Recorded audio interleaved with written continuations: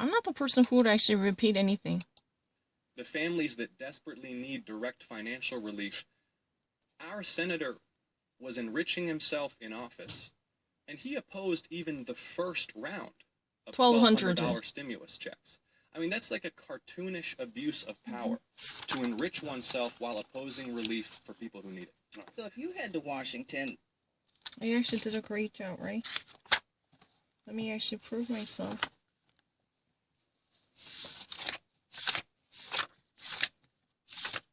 I never actually missed any tiny bit of it.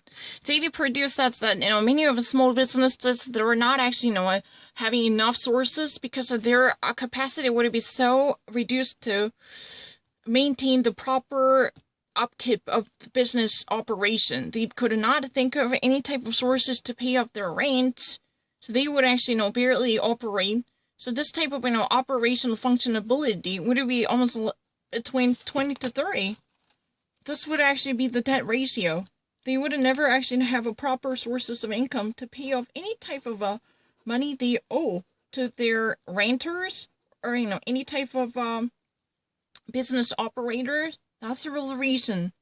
They could not actually pay off all the money they might need to, because there would be no source of income. That's what I actually said before. If there would be any type of rent they owe, then they should have paid off by earning more money. But there would be no opportunity. David Perdue even actually rejected 1,200's, the initial security bill. No.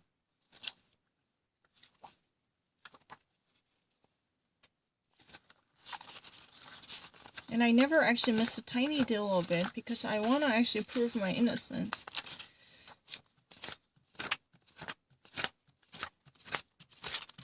Because I believe I had written down everything and I actually delivered every little story.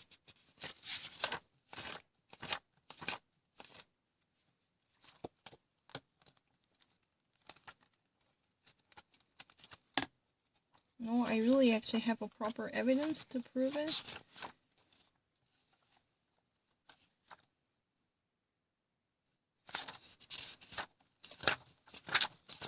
I didn't actually make any type of mistake.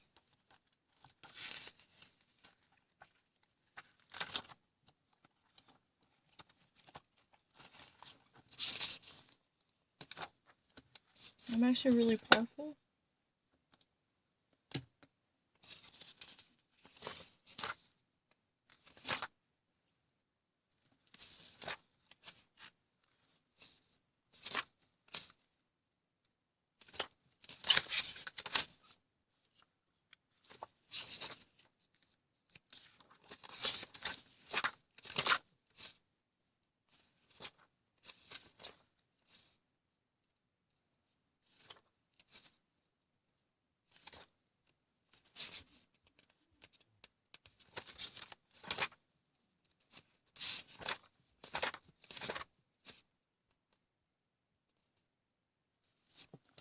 Here, I had written down the 1,200 stimulus bill and a credit card, and the operation rate is 20 to 30 capacity. I had written down everything. So if you ever, this is not my fault. While I was actually talking, the actual recording was abrupted. So let me actually repeat something that I heard only once. I didn't actually repeat this one. I can actually prove it. I don't want to actually hear anything, but David Perdue was really the person who actually had been deeply involved with this decision to initiate transaction in the midst of the corona chaos. He was using such an privy information that would only be accessible so long as he was privileged to serve the people of Georgia. But he actually, used this golden opportunity to accumulate his probably private wealth by piling off such a lucrative blue chips concerning pharmaceutical companies and medical equipment suppliers. Meanwhile, selling off those stocks that might experience significant plummet.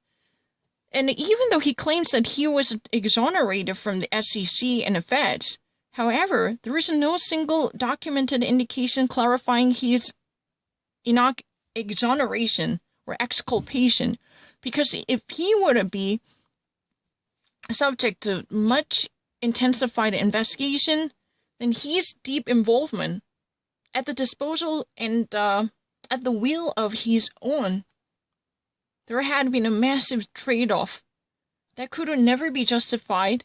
That's really the reason John Ossoff claims no single shred of evidence was submitted to prove his disconnection from this immediate intervention. He was likely to be part of this transaction, and everything was conducted under his supervision. Thus, he would be charged with a possible prosecution or a prosecutorial accusation. That's really the argument. I didn't actually miss it. There is no gap. This is really not true. Because I actually understand everything. I actually repeated everything so correctly. But the thing is, this video got cut off, and it's not my fault. I have no difficulty understanding.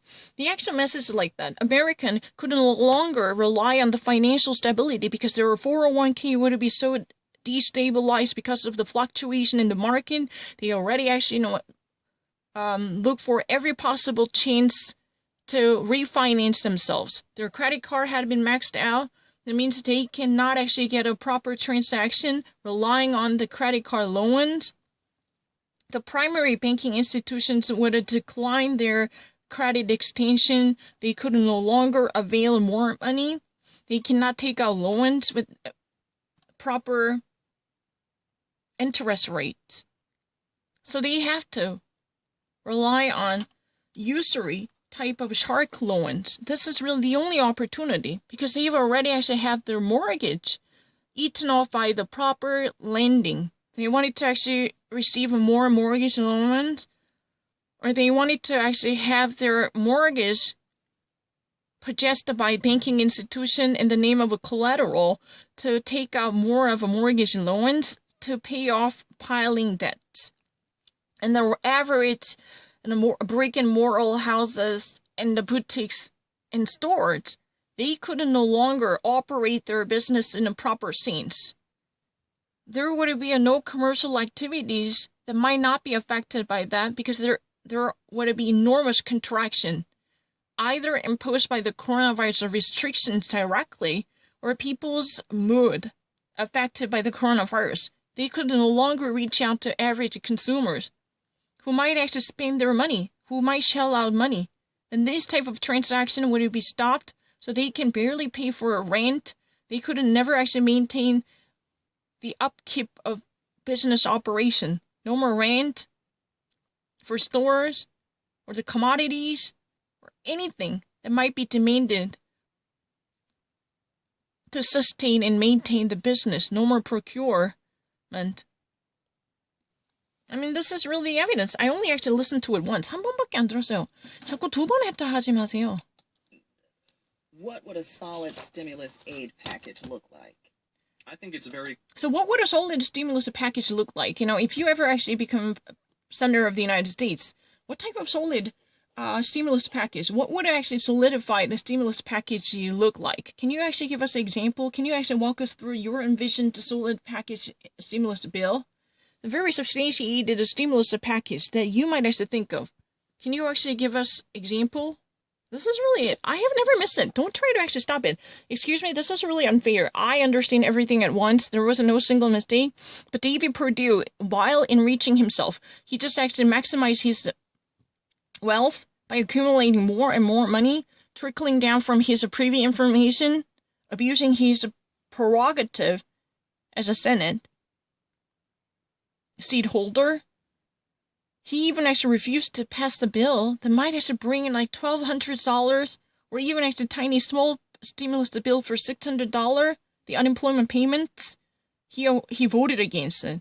And he actually voted down the $1,200 stimulus package bill.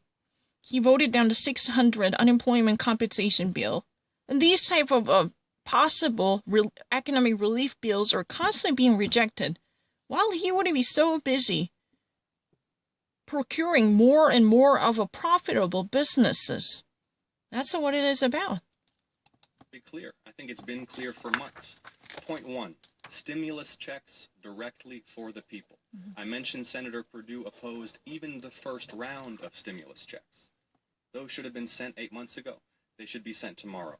Direct relief for small businesses. The PPP program has not been reauthorized since the summertime. It needs to be reauthorized. It needs to be expanded. And checks need to be put in place to make sure that larger firms are not exploiting that program and small and black-owned businesses are not being denied access to it. We need to get significant financial support to our public health infrastructure, to the Centers for Disease Control and Prevention, to clinics and hospitals, the U.S. Public Health Service, to nursing homes and hospice facilities. And we need to invest in a longer-term economic recovery, because this short-term direct relief will help relieve some of the immediate pain, but we need a significant infrastructure and jobs package to invest in long-term economic recovery. And I just want to reemphasize again, early voting begins on December 14th. You know who's been hit the hardest by this virus? Has been Georgia's black community, where the death and the suffering and the financial distress have been so acute. Where is Senator Perdue for the African American community here in Georgia? Where is Senator Perdue for those who are suffering and need relief? He's been on his private island trading stocks. We need to make a plan to vote, with early voting beginning on December 14th. All right. So, his relief bill would be very concrete. Number one, immediate stimulus checks for each and every household. They need a disposable cash. They cannot afford anything. They have no liquidity. That means each house has no chance to finance themselves by paying off debts or even actually, hoarding up necessary supplies in the midst of the crisis. They cannot even afford masks. We need to actually bring money back to them. That's really the reason stimulus checks issued by the American government. That's really what it should be given to them. This is pocket money. Number two, immediate relief for small business owner. PPP has never been actually renewed ever since the summer. The midsummer, there was a brief relief bill that was approved by the Congress at the time. But ever since that, there was nothing. The PPP, this type of small business owners loans with the low interest rates backed by the United States government, this should be given excessively until we would be proven otherwise. Even actually, Janet Yellen, the soon-to-be Treasury Secretary, said that we need to have this type of massive supply of credit into the market to sustain the small business, unless we wanted to have a chain reaction that might actually cause a systematic earthquakes. But there is a really important point here. We need to actually have a form of a checks or traceable loans that could be easily monitored through business banking institutions and the governmental authorities in close cooperation between.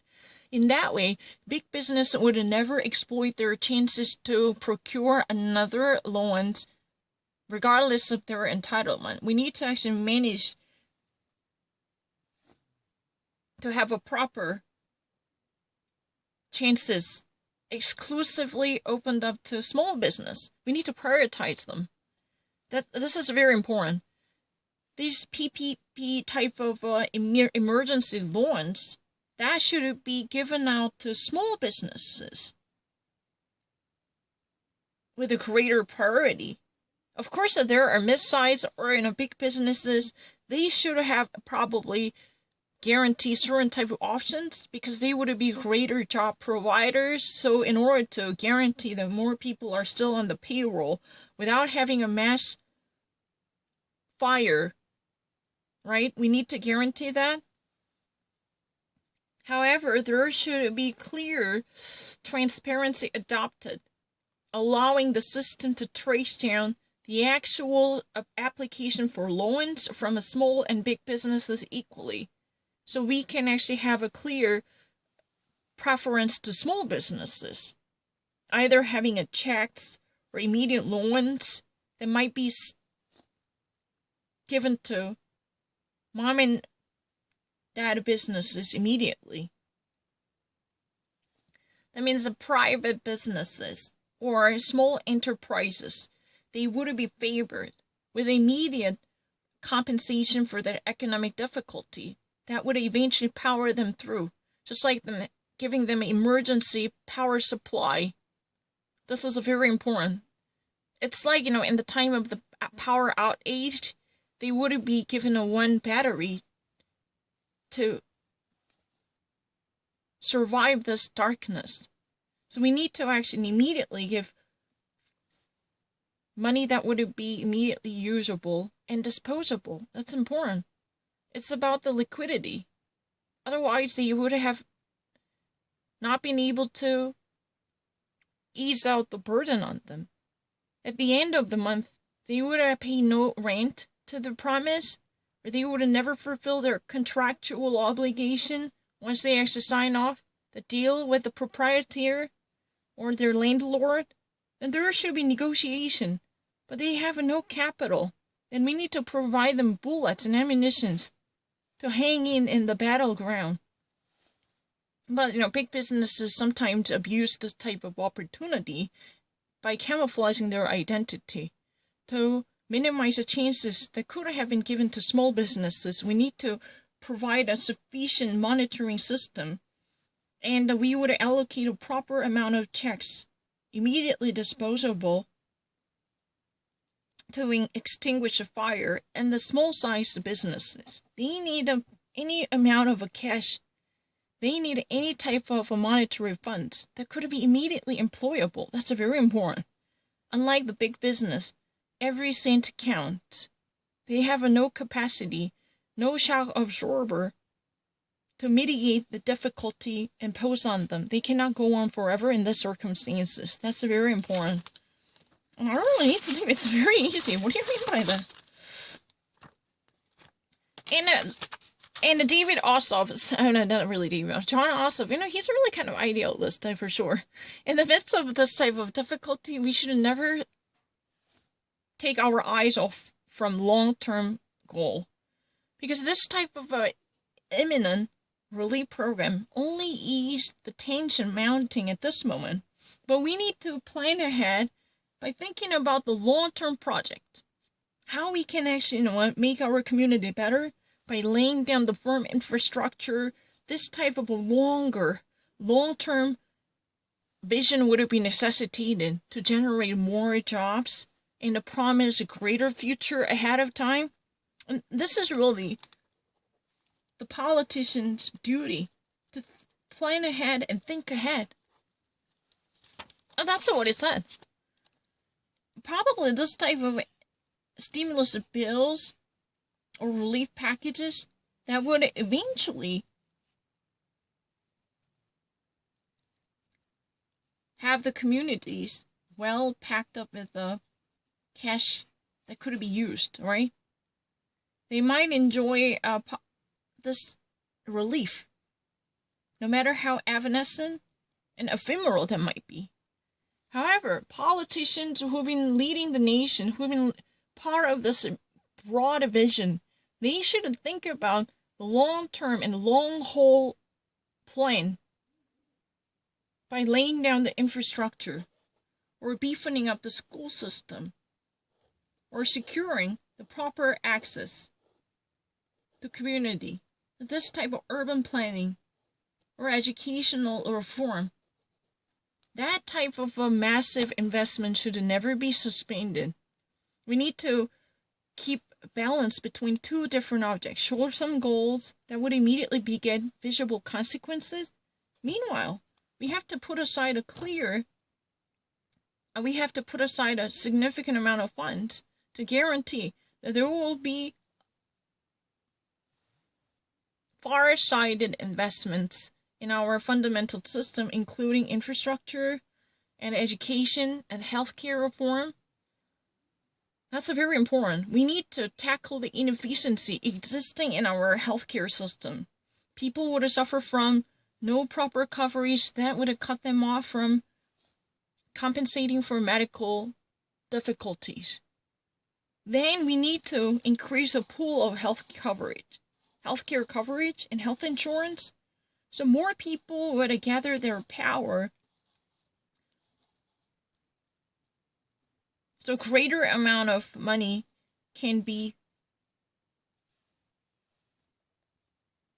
used to cover up the payments. That's very important. But it's a very difficult to run this two different options at once. Everything goes in tandem. Because you cannot actually think of the short-term projects. You can never actually want it to focus on the visual and ephemeral aspect of a public policy, for sure. Especially in time of difficulty like this, people are desperate to see the immediate change because they were very hungry. They would actually suffer from loss of economic merit. There is no incentivized merit or advantages that would have moved them forward. So they would actually demand more checks immediately printed by the American government, which could sustain their everyday life, because they can barely think of purchasing groceries. That's true. But the government also think about how they can actually in this time reform and restructure the healthcare system so more people could enjoy affordable healthcare without actually being heavily burdened with the high premiums. Think about it. More people would share the burden. They can actually lower down the cost. So the insurance program can guarantee that each person would enjoy high quality medical service or access to hospital without worrying about being met with the huge chance of difficulty, like medical bills. I mean, it's very obvious, but I feel really annoyed. Let me actually, no, but this is really, no, I don't really need to think about it, but let me actually, rectify one thing. It's really annoying. What the heck is this? It's really kind of fucking annoying. Where is it? I mean, I feel really bad. People are just, I don't really understand that. What the heck? I really understand everything. 나 잠깐만 다시 했다. 그런 거 없는데.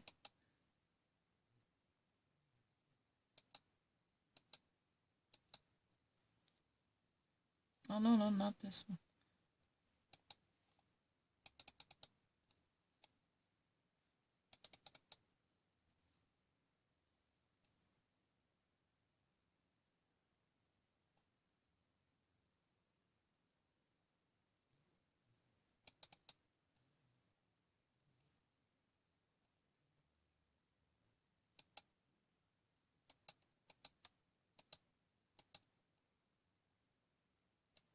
Oh, that's so fucking annoying. They insinuated this type of history. It's really annoying. This is really nothing.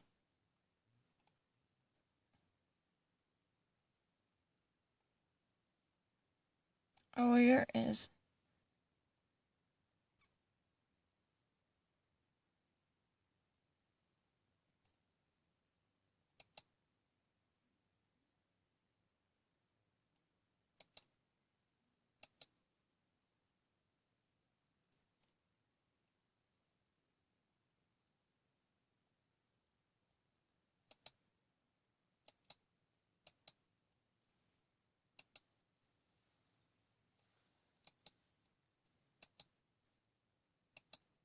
Oh, can I do it later? Yeah, what is wrong with this? I don't really know. But let me, because I really have to finish this message. That's really the reason why Georgian people should have come out on December 14th. This is really the beginning of the early voting. So you need to actually, take side with the system. David Perdue is not the person who would pay attention to black African Americans. He would never actually be mindful of the rest of the community. He puts down almost no token of interest that might actually manifest his sincerity. He's been constantly minding himself to advance in the realm of finance so he could actually be well-to-do than the most of the people. He could have better positioned himself in this economic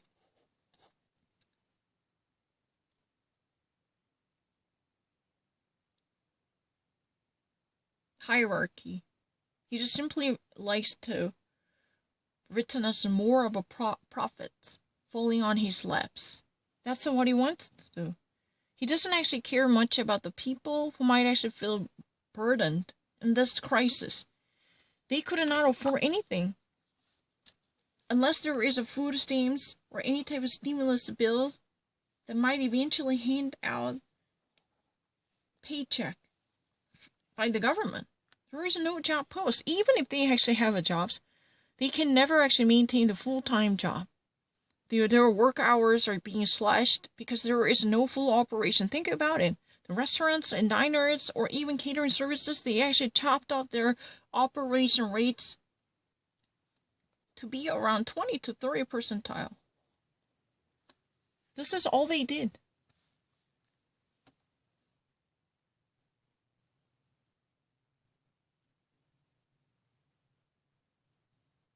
I never actually miss a tiny single thingy. This is very obvious. They need to actually shut down and close down their business really quickly. That means, most of the people hired by them, they would never operate their business properly either. The actual operation rates of the restaurants, or even actually stores, or any different type of small business, would be lower than 20 to 30. This is really the gruesome amount of functionable capacity. This is terrible. And that way, no one actually obtained a proper amount of money to sustain their business. I don't really need to think twice about anything. And by the way, David Perdue had so far almost ignored the people who would be hit harshly by this corona crisis. African Americans, they were devastated, especially in the state of Georgia. They could not actually gain access to proper medical equipment like masks. Their lives are being plundered. They could no longer afford anything. That's a problem. In the midst of this difficulty, pounding on this black community in the state, he wouldn't be actually creating his island. He would be insulated inside that small island, no matter how imaginary that might be. He's been shut off from the rest of the world, just busy thinking about his own wealth. And so he was too mindful of well-to-do and well-being of his own. So he could not expand his capacity to think about other people's pain, and his capacity has been significantly limited because he can never actually function as a proper entity.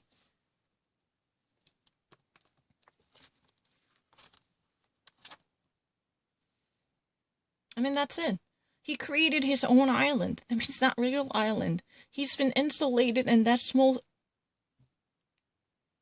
space of his own, spiritually. That means he was too entrenched in his own business. He could never step outside of that tiny space on his mind. That's really the argument. It's very easy for me to understand it. I never missed a single thing. This is very obvious.